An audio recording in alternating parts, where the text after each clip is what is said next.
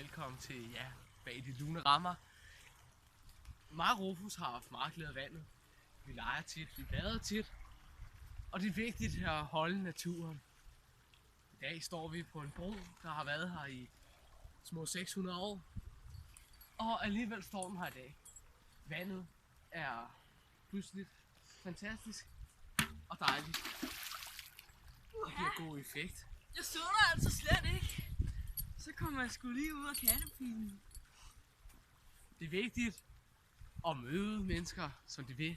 Specielt når sjælen rammer en. Man kan høre vandbølgerne sige ting. I dag regner det også. Det gør, at vandet stiger, fordi at det giver ligesom mere vand. Kan jeg se det her? Det der, ikke? Det er sådan starten, ikke? Hvor vandet fordamper. Så kommer der fortætning heroppe i skyen. Og så kommer den hen til jorden, og så laver den nedbør. Og så bum! Så der er selvfølgelig overfladestrøm, som jeg snakkede om. Og så er der nedsivning. Hvis vi kommer tæt på, så kan man faktisk se det fordamper. Meget sjældent. Herovre har vi specielt et rør, som viser, at det kommer nok for dit daglige toilet, hvor du kan lave husbesøg og diverse ting.